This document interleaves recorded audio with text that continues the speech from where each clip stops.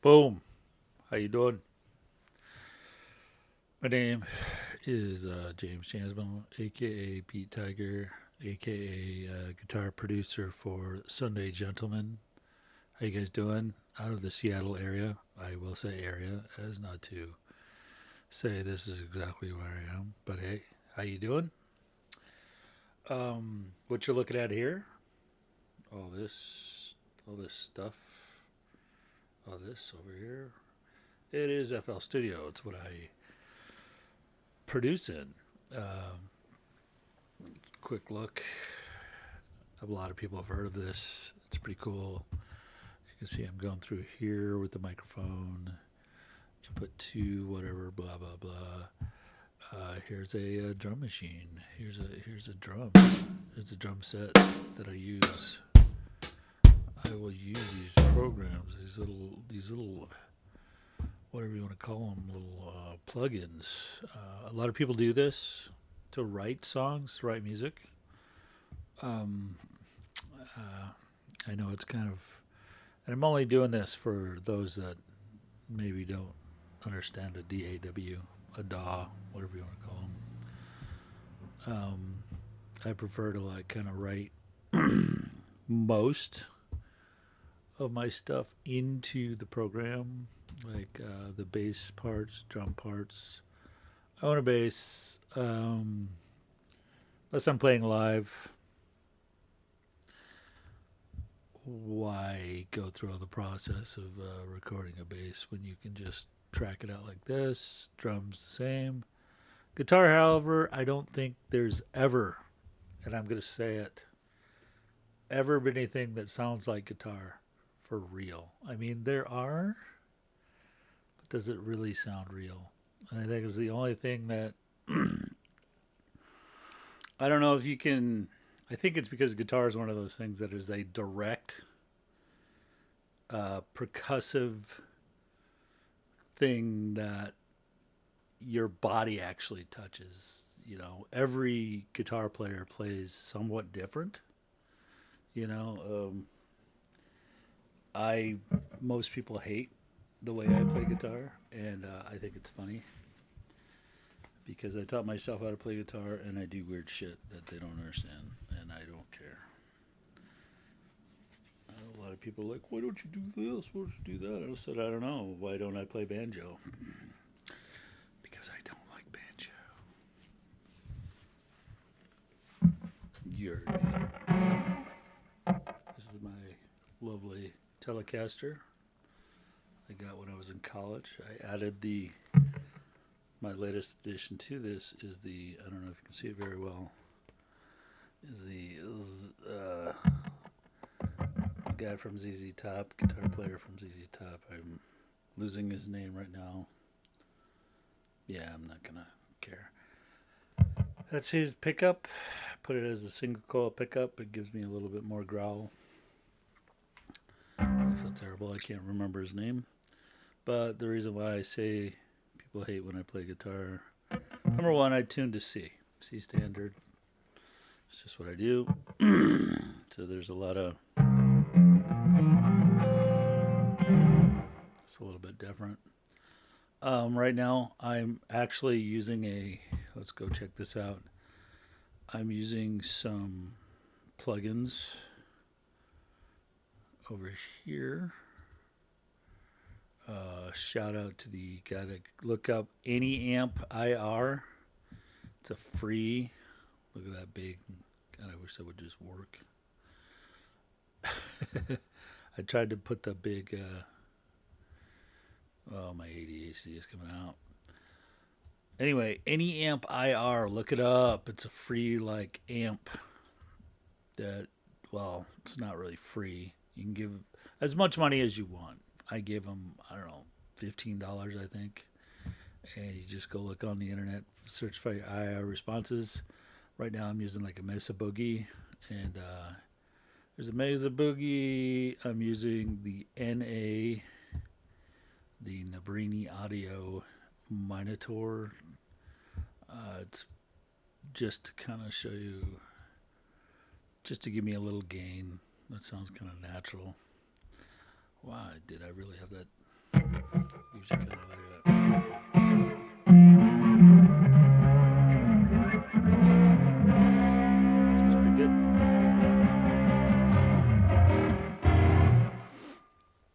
I like it. Um, that and that's one. That one's free. They got a bunch of good free stuff. Look them up. And this Comp 76, it's like a compressor, and it's one of those weird things that a lot of people use. I think it's made to look like the MXR compression thing that they got. I just got it set on up. It does a really good job of compression. I like it. Inside FL Studio, I think cannot be forgotten. There's some great stuff in here. For first of all, this is supposed to be like the Juno chorus. You can hear it on my guitar here. I'll go through the presets. Some good stuff in there. Now let me reset it.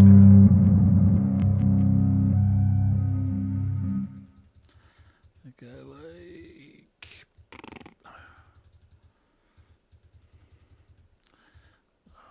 I'm mad at myself. Don't be mad. I think it's just the vintage shaper I usually use. It made me mess with it a little bit. Nope, that's not what I was using. It's neon smudge.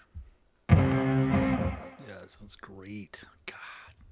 I think it's kind of like the 80s kind of.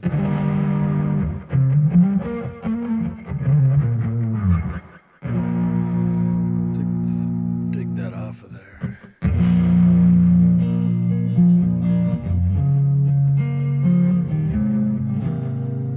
Yeah, it's like that 80s chorus that you put on. I love it. Sounds great. Now these are built into FL Studio. I'm on the FL Studio 25, as everybody who owns FL Studio should be on right now. If you're not, you're dumb. They got 1,000 different ways to write music on here. You can bring in samples. I like to use a lot of plugins, especially the Flex.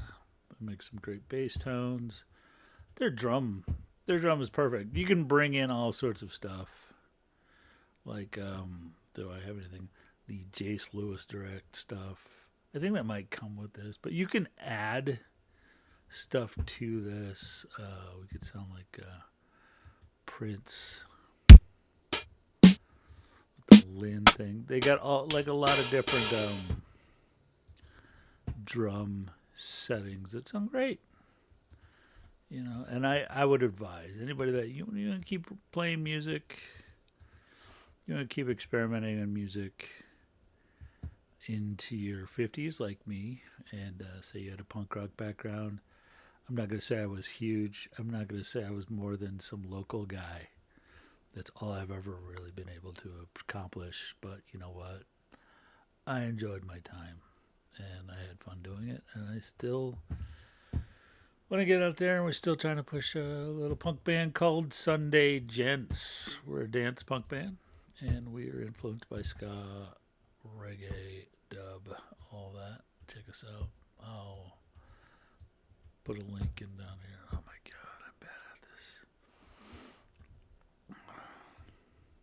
this. Anyway, shut up. Now that I've clicked on way too many things and made it impossible to look at things.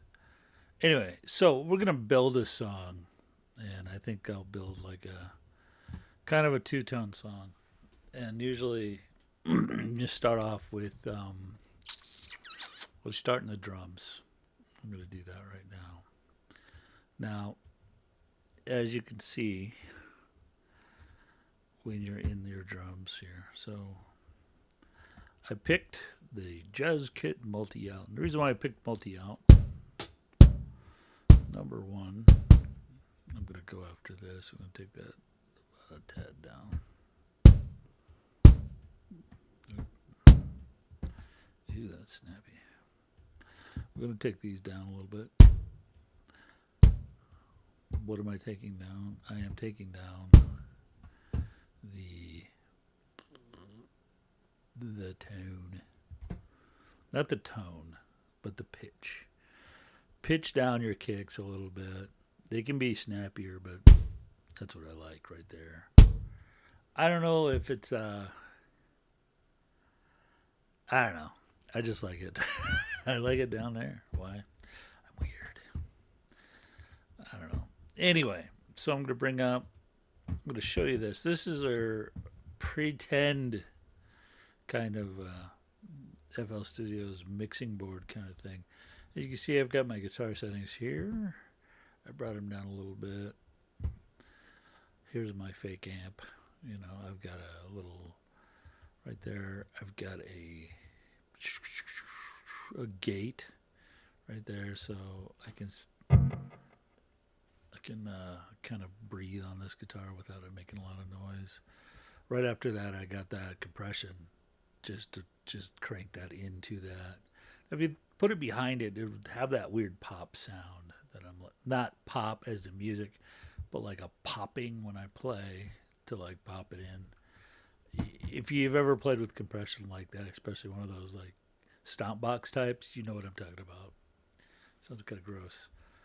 Not really gross, but more like forced. And then I have a convolver. Now, what the convolver in this does is give you like the sound, natural sound of it. Now, this will sound totally. I clicked it off. This will sound totally. It doesn't sound real, especially we'll even show that without the delay. That sounds like you're getting a direct from an amp. Now I want to give it a little bit of atmosphere. Fruity Convolver is really good at this. Oh crap. It gives you. There's all sorts of craziness. Look at all this. Look at all this. If I was in a black metal band, here we are at the graveyard. We're in an open grave. Hilarious. And just, this is what an open grave sounds like, I guess. Oh my God. That's silly. I don't know why they picked that, or whoever put this together. Hilarious. I like to pick some amp cabinets, or if you want to, I think one of the things is kind of this gives you that. I'll show you something that's interesting. So they got these corridors. Now legend has it, like I think Zeppelin like to use like the inner stairwell in their little castle, whatever, to give you a kind of an open sound, but you're still inside kind of sound on it. Some of their work, I can't remember where I read that, but that would.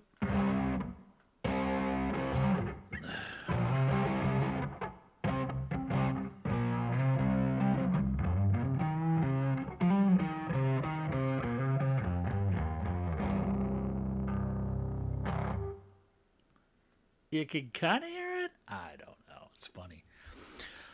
I'm not writing any rock. I'm just trying to get a cabinet. Now that sounds like there's a cabinet in the room. Right? Yeah, that's the point. There's children outside. I live in an apartment complex. Whatever. Got some delay on that? Oh, yeah.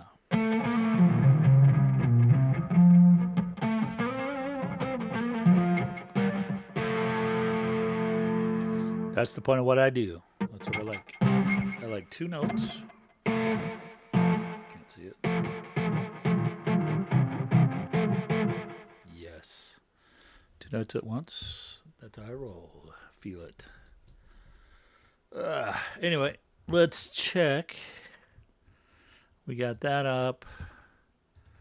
What does our bass sound like? Okay, I went with T-Bird Fingered.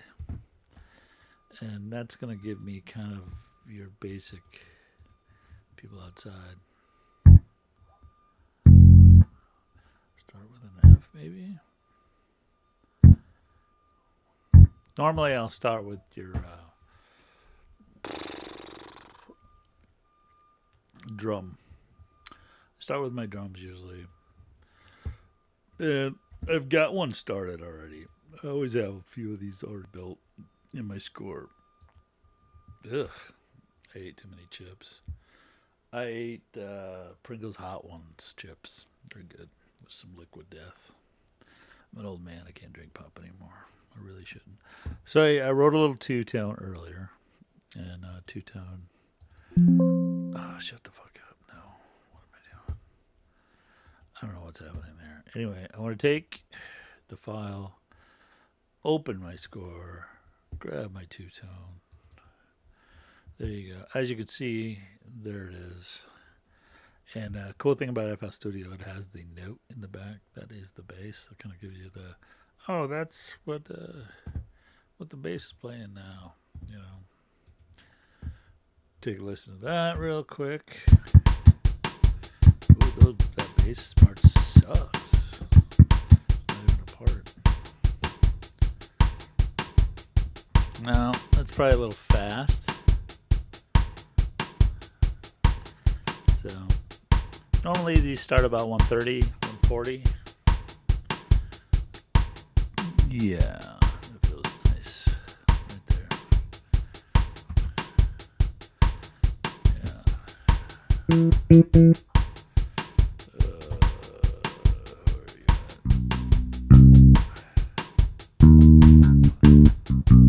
Wow, that's noisy. Now I'll go in here. Start that in here. Nice.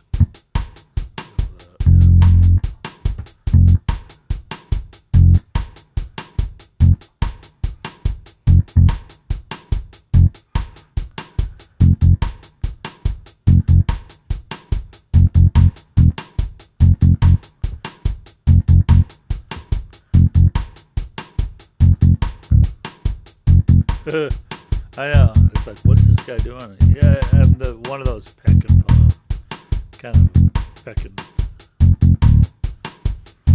Like I like to just kind of. Sometimes I'll play it out, but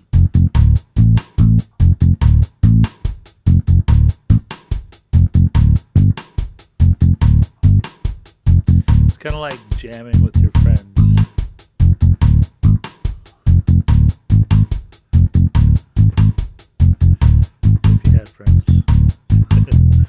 I'm not gonna say I don't have any friends. I am in a band with another individual, but this is kind of how I usually write.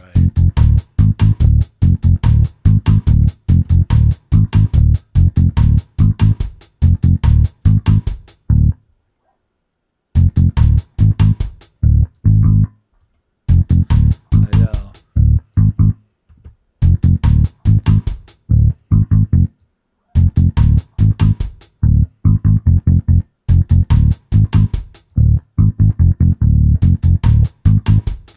I'm gonna like do the hits. How fast the hits? How dynamic? Make the hits a little more dynamic, as if you were actually playing it. Now I could do all that, but inside a apartment, I don't think anybody would appreciate that. Now I've got them writing on the same. Alright, drive on by, bud.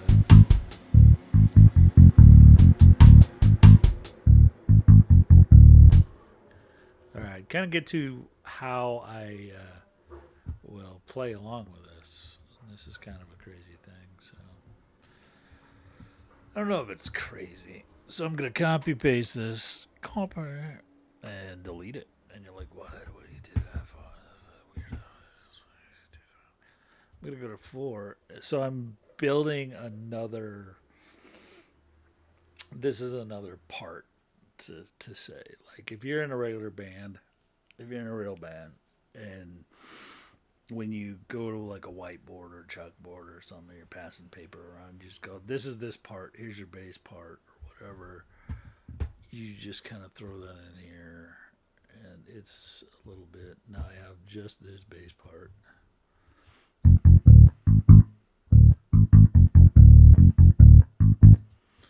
So I got that part.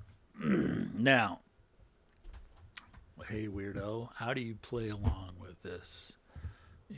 Well, we're going to open this up and I'll show you something about playing with music well with the DAW. Now, I remember when we first started playing with this, I think I was in college. Somebody had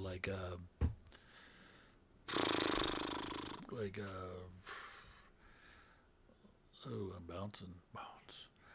Somebody had we cracked version of this or something on a disc. And I think right away I was like, oh, this is awesome. This program is pretty cool. You can just write parts, and I've always kind of been interested in that. And I mean, come on, we're like 20 years out. Okay. Rent is impossible. It's impossible to put that much money into if you're into punk, if you're in that world, you're probably working class, you probably don't have a lot of money. I would say spend a little bit amount of money that you have on FL Studio to start if you want to just start writing music, because it helped me, and it helped me, and it kind of spoiled me in a way, because this program gives you free updates. Who does that? Doesn't make you do subscription stuff. You can do some stuff if you're weird and you just want to pick up I want to pick up Dead Mouse's drum set or whatever, or their sound packs or whatnot. But for the most part, anything you actually need is in this program. It's crazy. Once in a while I'll pick up. The only thing I did pick up is because of Alturia Mini Lab, I got some. That's this guy.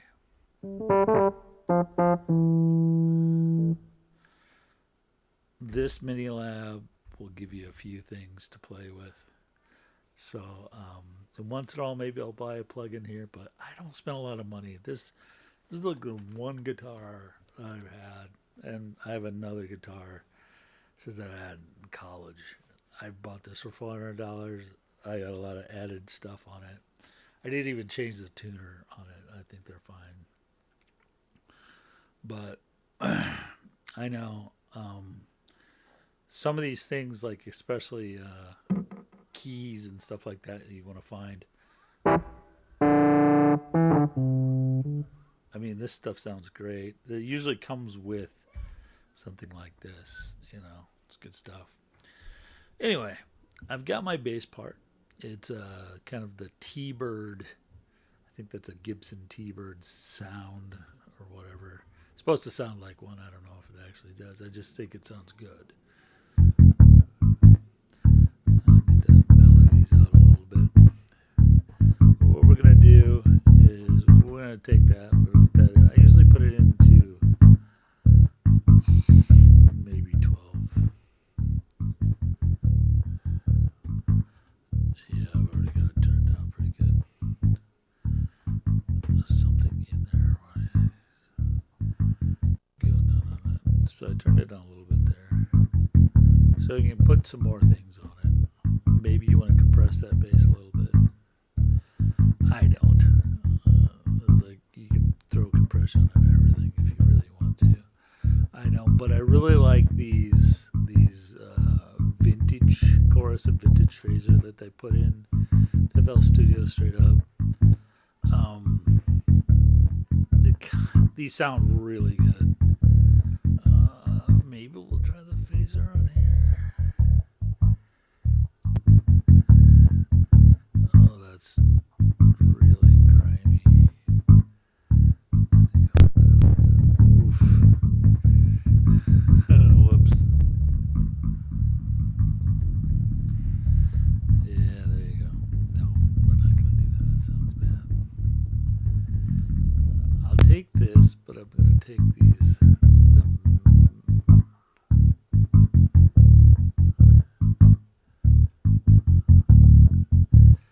I kind of like it, but I've worked with it before.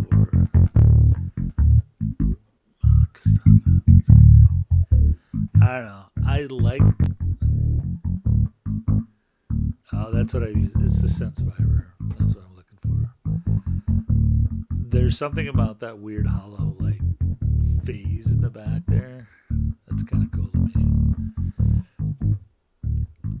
Right here, I'm working with the Captain Crunch setting on what is like a suitcase style electric piano. So it'll be kind of like I think Fox style. I don't know. So we'll find some.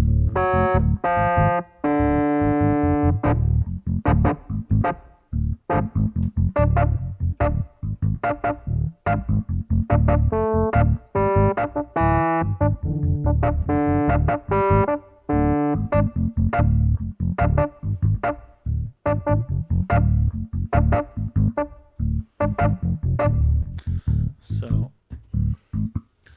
we'll take that. Just go here.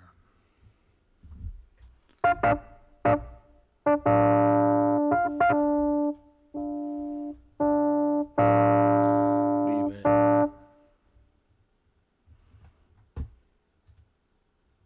God damn it. I did this.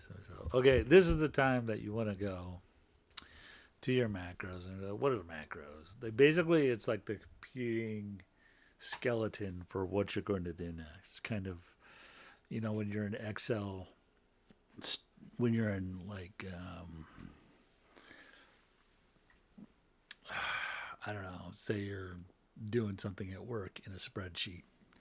This sets up your math and all that or whatever. Now this in FL Studio will set up, okay, right now I'm just writing music.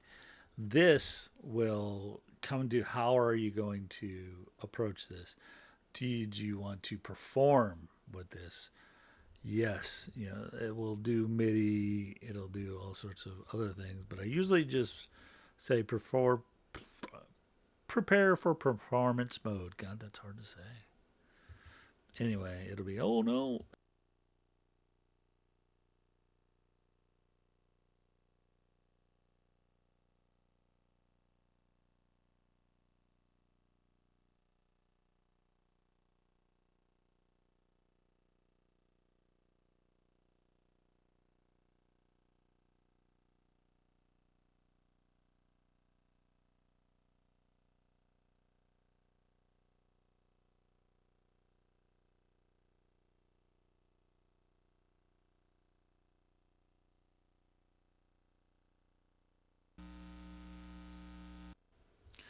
so apparently, whatever's in my new, you have to reset your audio settings.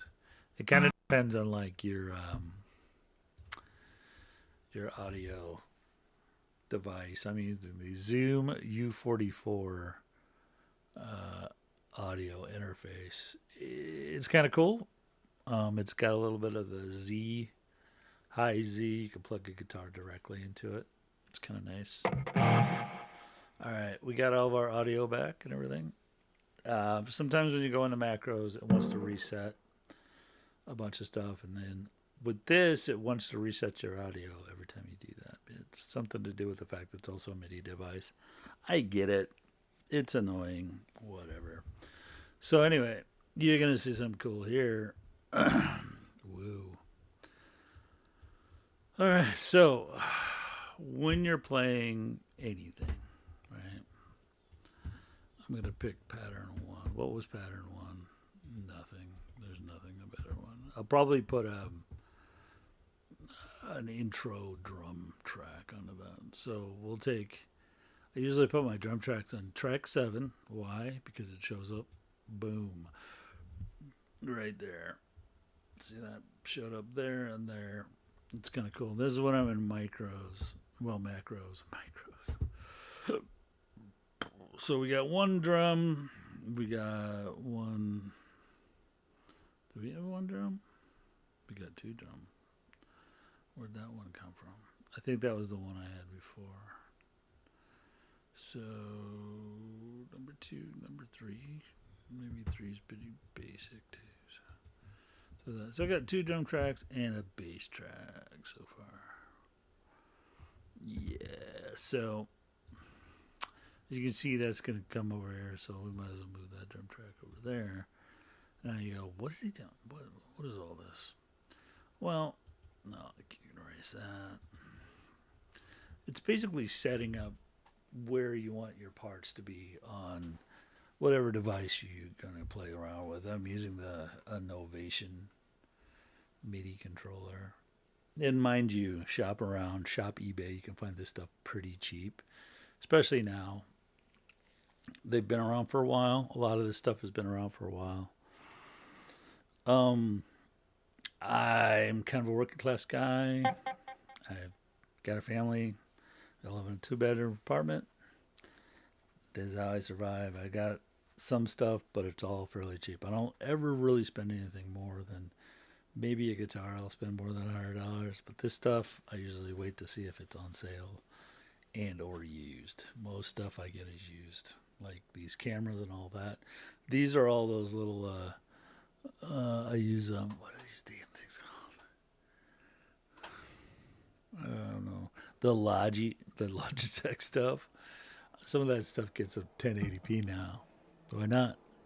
And then my little thing to take the screen from here to there, a little video HDMI into USB thing. That was something from China. Cost me $10. So it doesn't cost a lot to do all this stuff. Have fun. So right now, besides maybe an intro, I could write an intro for you real quick. In the drum, we'll probably go to track 1. Let's see what we can do with that.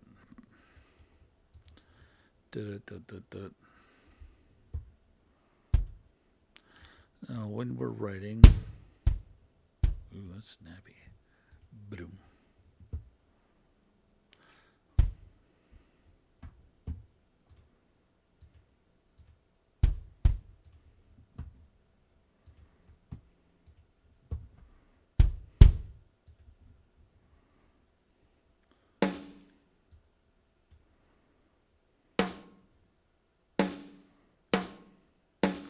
Now, drummers hate this kind of stuff because it's like, you don't want to like replace a drummer. You always want to work into actually being able to find a drummer and a bass player and all that. But if you never really get into playing live or whatever, you're just writing music. Why not? The problem is you now have to think like a drummer. And you don't want to make it sound like fake. I've run into too many MIDI programs and DAWs that the drums never sound right at all. And I'll tell you why. Because there's not a lot of thought that goes into... and I'm not talking about the people that actually write the programs. I'm talking about the people that work the programs.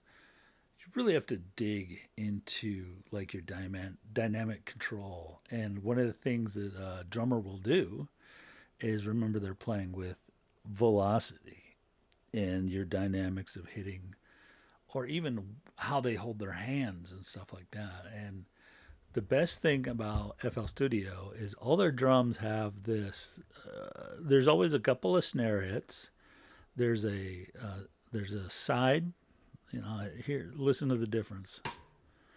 That's like a rim shot side.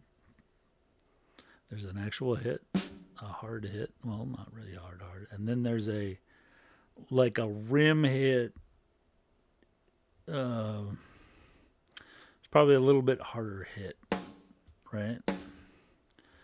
So that's like you're going from your regular hit, just talk, and then an actual where you're actually hitting the side of the drum. That's already in your FL Studio stuff. It's all in there, right? If it's a natural sounding acoustic style drum, you got your pedals. So I've written the hits on here.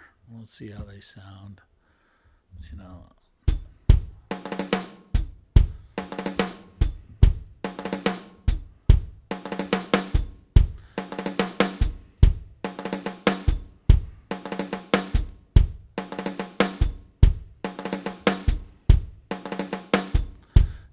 of the things I've also learned from drummers that I've known in my life is that when you come down on the like your big hit, you always kick down your kick drum. See how much better that sounds? It's kind of cool.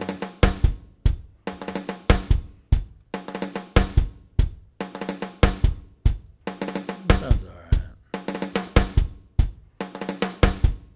Yeah, that's better.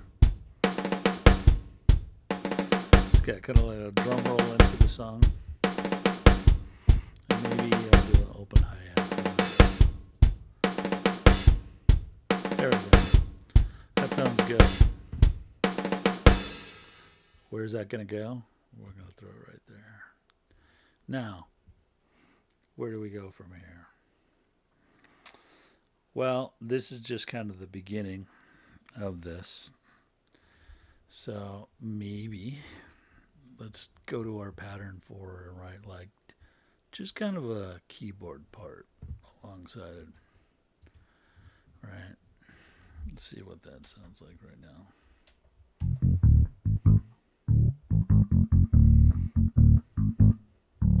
So we're going to kind of keep it in the ska, punky reggae kind of feel. So you're playing on offbeats.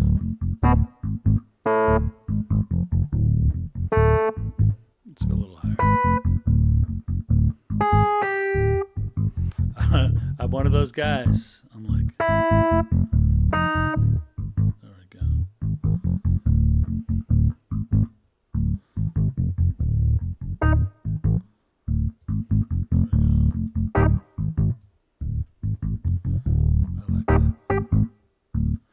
Now, one of the things I do wrong a lot, and I love to tell people that I do bad things, things that don't make any sense, but it kind of brings out happy little mistakes and kind of unconventional ways of doing things that I really enjoy, right?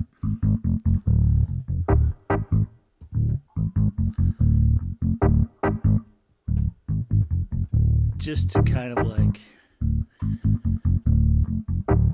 so these are just like real quick hits, kind of like a reggae play, like a reggae feel. That's kind of where it came from. It was really quick. Basically, what ska means, if you were to say it's why does that music, why is there the name? Well, Ernest Franklin said that's the sound the guitar makes on the rhythm parts. It's ska, ska, ska, ska, ska. That's what that is. It goes all the way into, reggae that we hear on the radio today, Now, I'm going to copy those guys, and then maybe, oh, fuck, wrong one. Hit it B. We're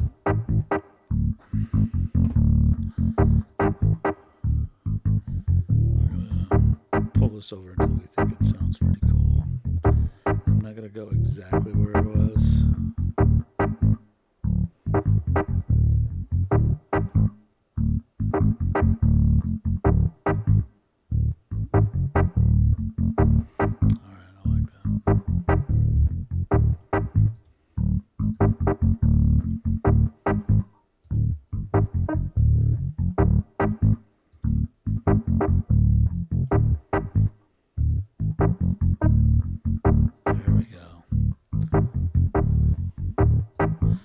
So we've got a keyboard part to accompany the bass part, and this will set up like where you're gonna lie in the guitar. Now, guitar stuff, you're gonna be a little bit more. I don't have a horn section, so I'm gonna be a little bit more play around with my solos and stuff in my guitar. So I'm gonna maybe.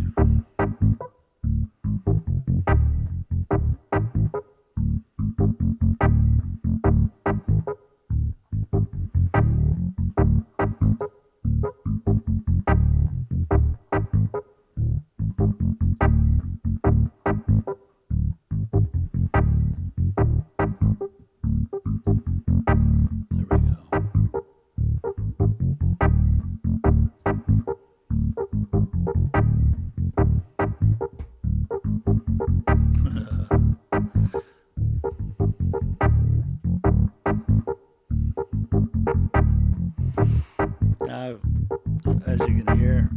some pretty interesting things going on there. You want to grab that, and you don't want that to always be on top of your bass track there. Copy. I've got that into its own little spot there in 5, and now I can put that above, right there.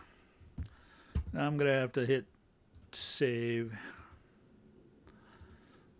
I'm gonna call this Beattiger 2-tone example. Just to show you guys that. Whoop-de-doo. Save that. And we're gonna go get somebody from the transit. All right, where was I? I'm back from the transit center. Whoop-de-doo. Here we go. Okay, what did I do last? I was creating a keyboard part, pattern 5 there. Sometimes it'll change because you'll make the next thing unique and it'll jump it up to like 6, 7, 8, 9, depending on what I want to change on here. But as you can see, the way of things laid out is these are my drum tracks. Pop, pop, pop. And this guy here's my bass track. And those played together sound like this. That's when you switch that.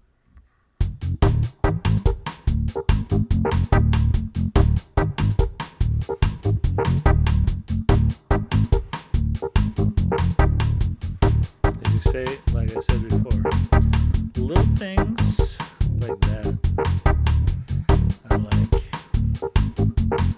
Maybe want to shift one over a little.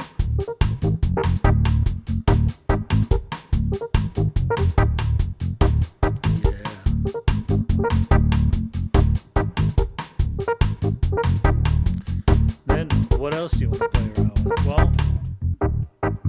as you can see, I dropped it out. This is what kind of makes my music dubby, because I'm dropping in and out.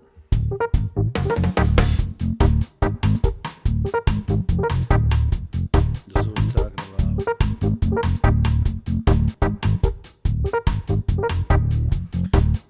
Drums changed a little bit, kind of the more basic pattern 3. That's kind of like your basic 2-tone. It's like pop, pop, pop, pop. Now, as you can hear, this kind of like follows my kind of course of action when I write anything. Is I'm like, okay, it's not that bass drum is not popping as much. So what do you do next? Well, you want to throw a compressor on that. I also like to use FL Studio's Low Lifter. Low Lifter is kind of cool because it's like a preset bottom end EQ. Right, and you see there's some mastering in there or whatever, but I just like the setting bottom end. It's kind of like when you let's listen to that guy.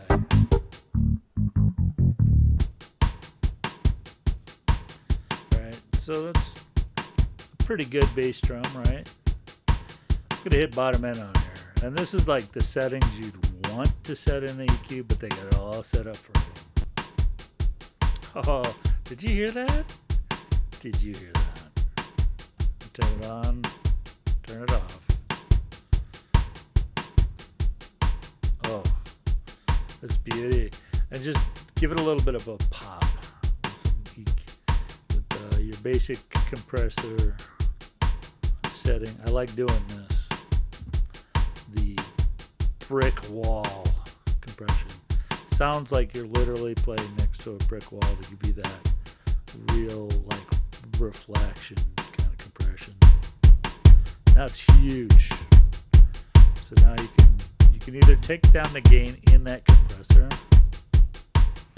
kind of like right there. Now, I know a lot of people argue about loudness and all that.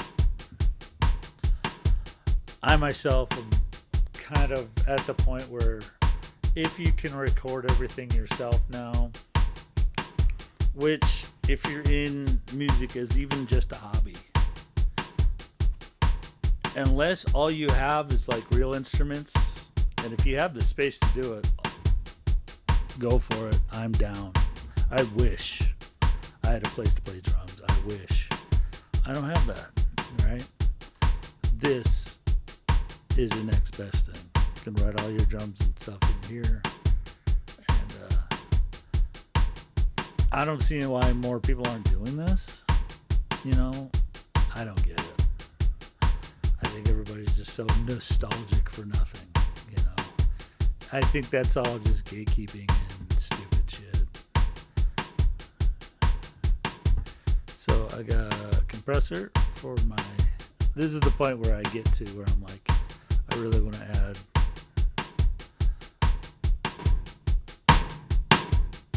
same thing. You want that same brick wall compression on your snare.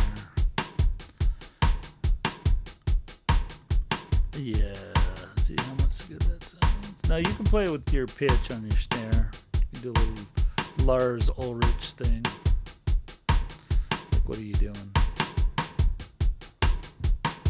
Whoa.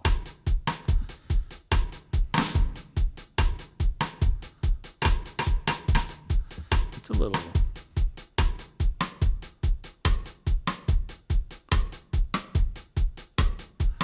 What I like to do too is like figure out your note and tune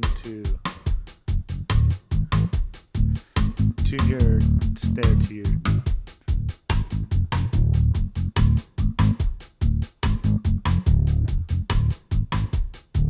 Yeah, I like that.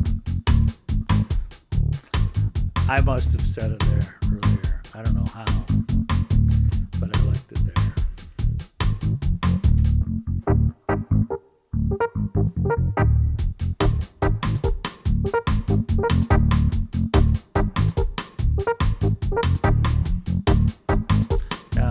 Right now we have just a silly little two-tone ska song.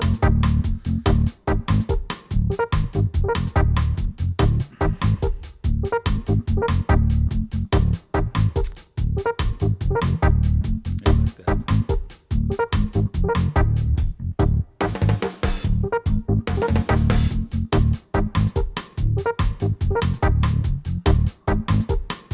This is my process. This is how I create.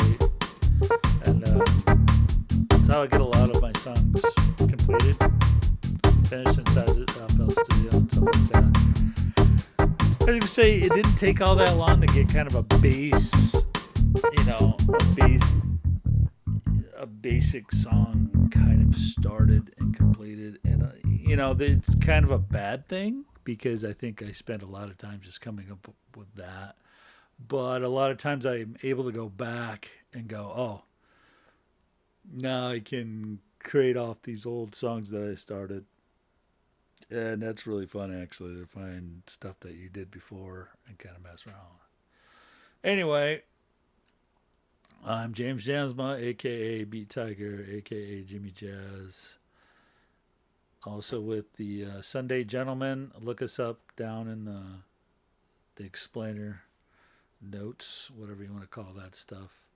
I figure I better start doing this stuff because I kind of need to, you know, we really need to get out there, and I really need to get out there again. It's like I've played with the Replicators, maybe one show, very short period of time. Shout out to them. They're good people. I really enjoyed being in that band. I'm sorry I couldn't have been longer, but life is good. Anyway, this is James signing off. Take care.